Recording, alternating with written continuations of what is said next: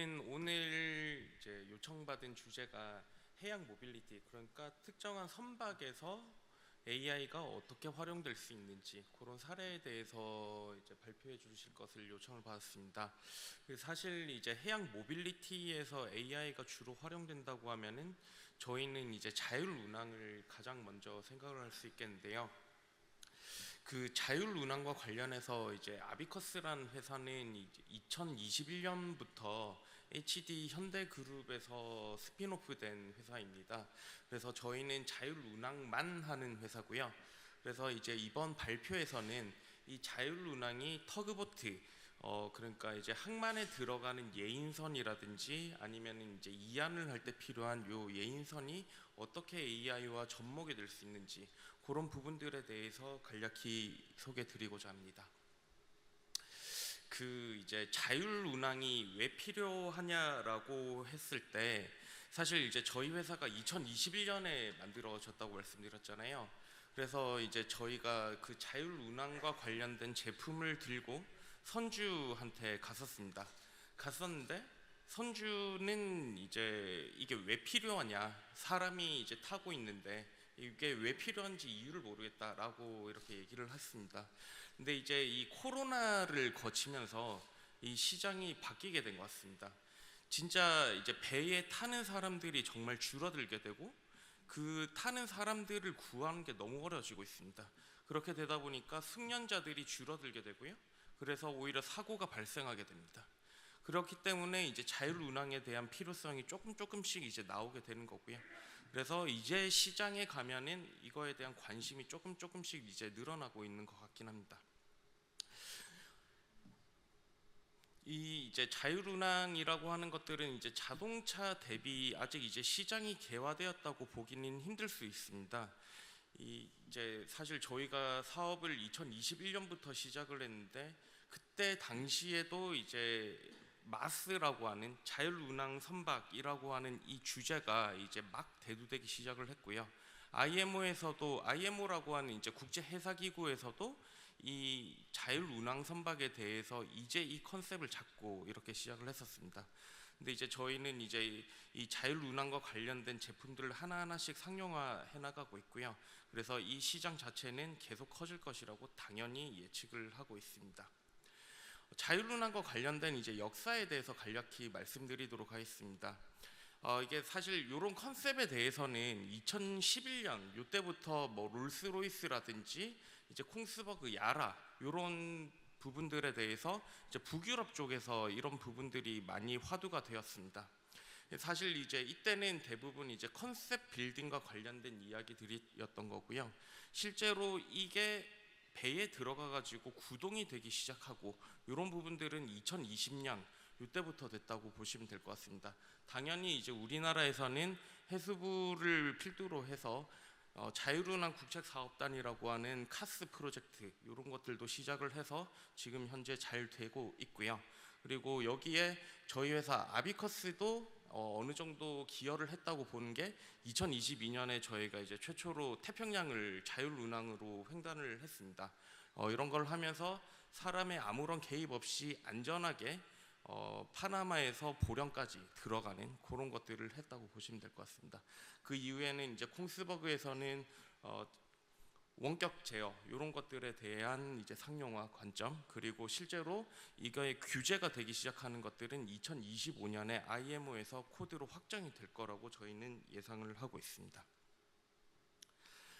실제 세계에서 이제 뭐 보시면은 뭐 많은 업체들이 있습니다. 당연히 이제 한국에도 많은 업체들이 있고요. 한국에서는 HD 현대그룹, 그리고 이제 뭐 한화, 삼성중공업 이런 이제 조선 3사들을 비롯해서 여러 스타트업들이 이제 열심히 고군분투하고 있고요.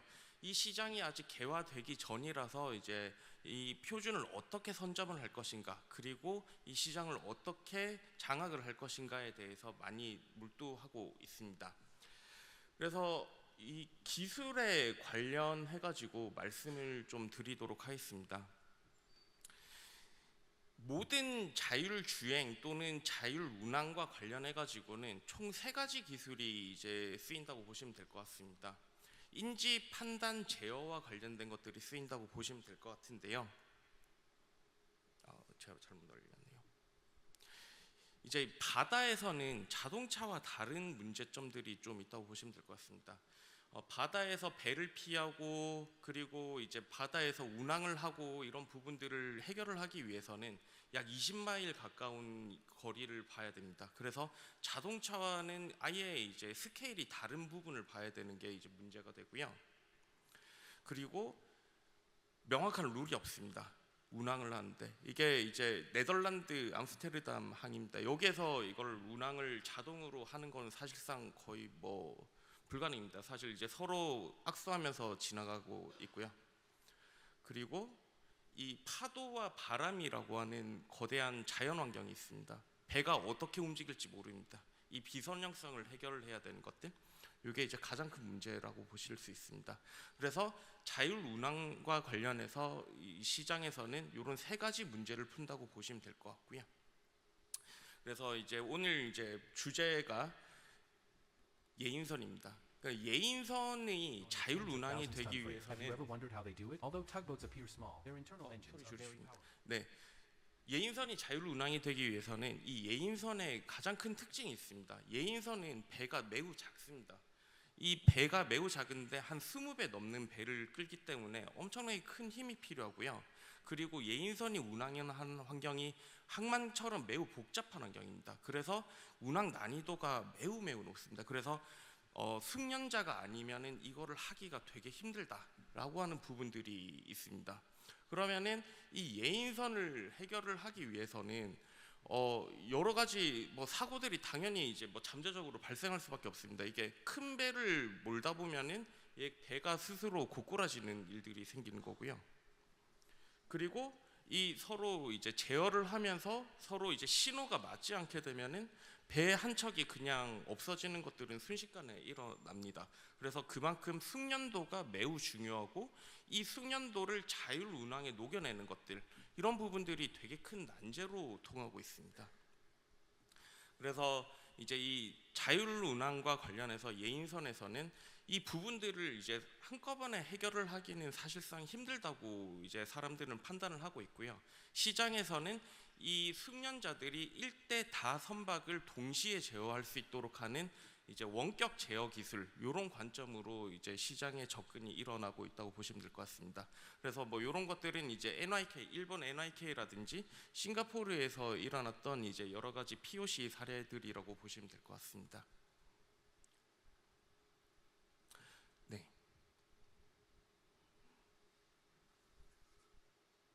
그리고 이제 마지막으로 이제 유럽에서 예인선과 관련된 가장 큰 플레이어가 다맨이라고 하는 조선소가 있습니다. 이 다맨이라고 하는 조선소에서도 이런 이제 원격 제어와 관련된 이런 행동들을 되게 많이 하고 있습니다. 그래서 이 다맨이라고 하는 데는 앞서 말씀드린 시머신즈라고 하는 그 미국의 자율운항 회사와 협업을 해서 원격 제어를 하는 방향으로 상용화를 진행을 하고 있습니다. 네.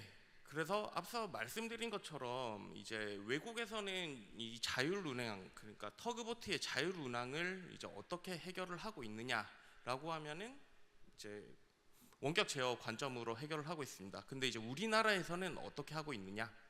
사실 저희는 이제 이 하나를 전부 다 상용화 시켜야 되는 게 문제점이라고 보시면 될 것 같고요. 그래서 저희는 이제 각각 필요한 인지 판단 제어와 관련된 요소 기술들을 부분 상용화 시키는 관점으로 진행을 하고 있습니다. 그래서 여기서 보시는 것처럼 이거는 저희 아비커스에서 만든 터그선용 SVM 시스템입니다. 실제 그 터그선의 운용에서 인지가 되게 힘들다라고 하는 점을 파악을 해가지고 저희는 360도 서라운드 뷰 시스템을 만들어서 약 50척의 제품의 선박에 납품을 한 이력이 있고요. 그리고 앞서 말씀드린 것처럼 인지가 되게 문제가 된다라고 해서 이제 카메라를 기준으로 해서 인지를 도와주는 시스템, 그리고 이제 간단한 부분들에 대해서 제어를 도와주는 시스템, 이런 식으로 해서 인지 판단 제어에 대해서 각각 부분들을 저희는 상용화를 해서 대응을 하고 있습니다. 저기 보이시는 이제 요 제어가 들어가는 요 부분 제품 같은 경우는 저희가 갓 이 제품으로 이제 운항한 거리가 이제 100만 킬로미터를 넘어가고 있습니다. 네. 그래서 요약을 드리자면은 사실 이 자율운항이 배에 들어온다고 하는 것들이 사실 이제 되게 힘든 주제였습니다. 사람이 타고 있기 때문에. 근데 이제 말씀드린 것처럼 코로나를 지나면서 정말 사람들이 구하기 어려워지고 이 부분들이 예인선 시장에서는 이 숙련도가 매우 중요하기 때문에 원격 제어를 기준으로 해서 자율운항 기술들이 적용이 되고 있습니다. 그리고 우리나라에서는 이 부분들을 루프샷으로 하나하나 현실 가능한 솔루션들을 제공을 하는 방식으로 기술 발전들이 이루어지고 있습니다. 이상 제 발표를 마치도록 하겠습니다. 감사합니다.